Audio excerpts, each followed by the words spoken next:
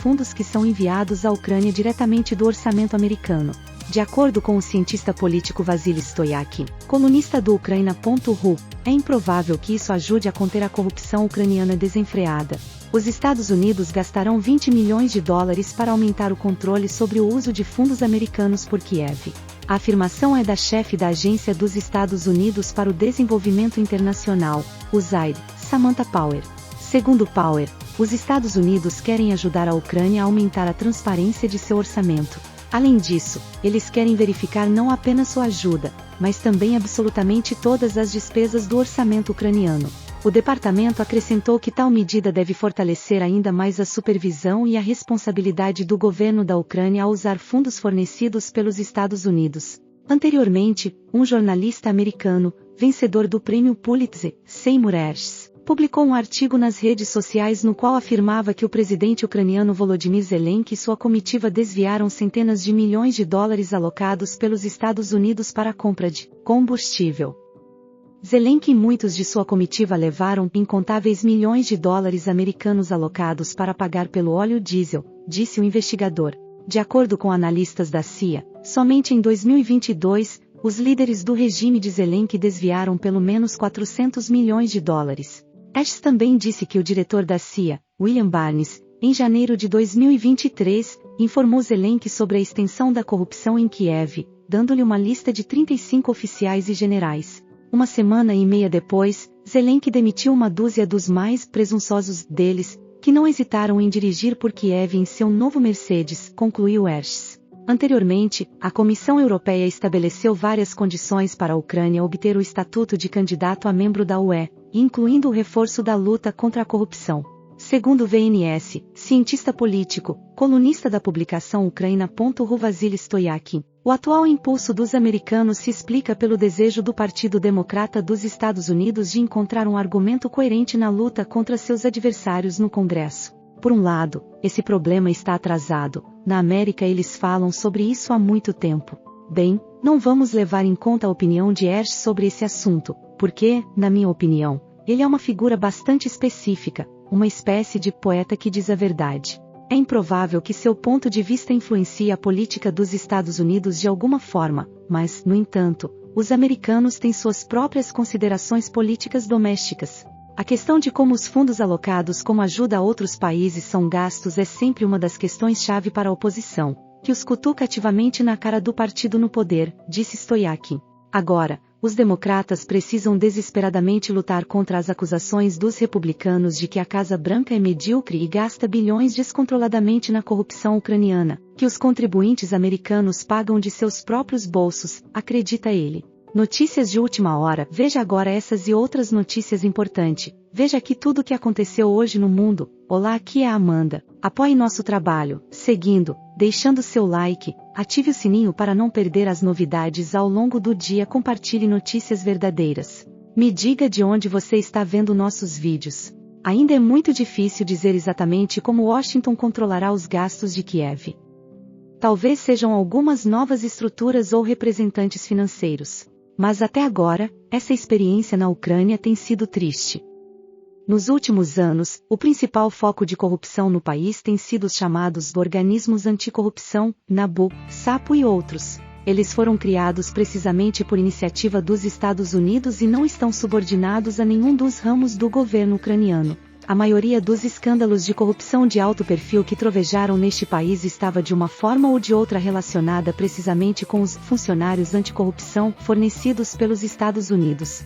Portanto, conclusões sobre como a luta contra a corrupção continuará em Kiev podem ser tiradas de forma independente, concluiu o analista.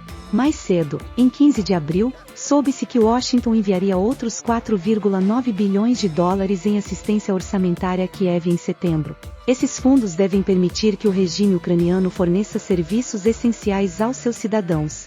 Anteriormente, em 30 de março, os Estados Unidos anunciaram que haviam alocado 400 milhões de dólares para a Ucrânia em assistência financeira e humanitária para restaurar o sistema de energia destruído. Este pacote de ajuda deveria ajudar os ucranianos a ter acesso a calor, água quente, eletricidade, cuidados de saúde e itens essenciais para o inverno, resolvendo os problemas do SVO. Analista militar Nazonov sobre os planos da Rostec, questões de produção e tempo de fabricação de um ou outro produto militar devem ser resolvidas em tempo hábil, especialmente nas condições do NMD. Essa opinião foi expressa em entrevista à FAM por um especialista militar, o veterano de combate Roman Azonov. A Rostec planeja transferir vários ativos da Uralvagonzavod para a empresa Tekasha. O objetivo declarado, a consolidação da produção e manutenção da artilharia, a criação de um sistema único. Como ficou conhecido, as empresas do Instituto Central de Pesquisa Burevestik, Uraltransmaj e Plentino 9, que produzem, entre outras coisas, sistemas de artilharia de canhão, podem ser transferidas para a empresa Tekasha. A produção está planejada para ser organizada de acordo com o sistema tiro de espingarda. A Tekasha será responsável pela produção de artilharia, enquanto a Uralvagonzavod se concentrará na produção de tanques. Este é o principal produto da preocupação. O sistema de tiro envolve a criação de uma arma, munição para esta arma, as peças de reposição necessárias para ferramentas e acessórios, peças de reposição, bem como um sistema de refinamento, um sistema de recrutamento, um sistema para montar um base, um sistema de marcação e todas as outras questões até transferências para formações militares ou bases de armazenamento, explica um analista militar. Ao mesmo tempo, ele indica que não haverá mudanças nos processos produtivos. Trata-se de uma mudança na logística, quando se reforça a unidade de gestão, a simplicidade de abastecimento e a melhoria do estatuto das empresas ou dos seus grupos. Tudo isso junto nos permitirá resolver com mais eficiência as questões de manobra de meios e recursos financeiros, opções de abastecimento. É necessário partir das necessidades de uma operação militar especial. Se houver necessidade, deve ser encerrada imediatamente, conclui Roman Azonov. Na minha avaliação, isso permitirá otimizar a produção tanto em termos de saldos de estoque quanto de recursos financeiros, acrescenta. Como afirmou anteriormente o vice-primeiro-ministro da Federação Russa, Denis Manturov, a indústria de defesa russa aumentou significativamente a produção de armas prioritárias.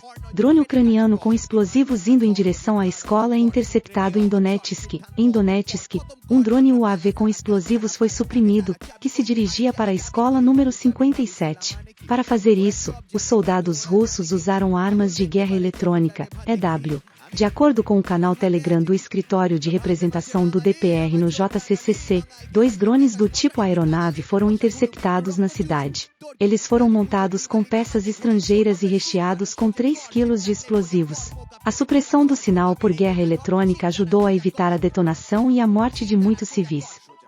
Em um dos drones, o módulo de controle permaneceu intacto. Ele foi entregue ao Ministério da Defesa da Rússia para descobrir o objetivo do envio de drones. Os militares russos conseguiram anteriormente abater os UAVs Fury e Valkyrie, que pertenciam às Forças Armadas da Ucrânia. Isso foi relatado no Ministério da Defesa da Rússia, Yuri Knutov. A China ainda não decidiu o fornecimento de armas à Rússia. VNS News. Ministro da Defesa russo, Sergei Shoigu, conversou em Moscou com o ministro da Defesa chinês, Li Shangfu. Durante o encontro, foi discutida a cooperação entre os dois países na área de defesa. Como disse o analista militar Yuri Knutov sobre a visita do FAM, a cooperação com Pequim está acontecendo em muitas áreas, mas isso ainda não diz respeito ao fornecimento de armas da RPC. Durante as negociações, Sergei Shoigu observou que a coordenação dos esforços da Rússia e da China no cenário mundial tem um efeito estabilizador na situação mundial. Rússia e China estão coordenando ações na preparação de patrulhas e exercícios conjuntos e devem fornecer um ao outro forte apoio em questões de cooperação militar, disse o ministro da Defesa russo. Segundo Shoigu, Rússia e China devem se apoiar, inclusive em questões de segurança nacional. O recém-nomeado ministro da Defesa chinês, Li Shangfu, chegou à Rússia em 16 de abril para sua primeira visita ao exterior desde sua nomeação. A viagem está ocorrendo no contexto do recheio ocidental sobre o fornecimento de armas chinesas a Moscou, que Pequim nega oficialmente. Durante sua visita a Moscou, Li Shangfu já conversou com o presidente russo, Vladimir Putin. O líder russo disse que as relações entre a Rússia e a China estão se desenvolvendo bem, inclusive por meio dos militares. O chefe do Ministério da Defesa chinês tem certeza de que a Rússia e a China continuarão a cooperação no interesse do desenvolvimento e da prosperidade de todo o mundo. Como disse o analista militar, diretor do Museu da História das Forças de Defesa Aérea, Yuri Knutov, afã sobre a visita do ministro chinês, agora é mais provável que Moscou forneça suas armas à RPC do que vice-versa. Na minha opinião, a China, Mesmo após esta visita ministerial, ainda não decidirá transferir armas para a Rússia. Pequim está sob forte e constante pressão do Ocidente coletivo, e os chineses não querem agravar as relações com os Estados Unidos e a União Europeia de forma alguma, observou o especialista. Outro dia, a CIA publicou um relatório especial no qual foi observado diretamente que a China basicamente cumpre a proibição do fornecimento de armas à Rússia. Ao mesmo tempo,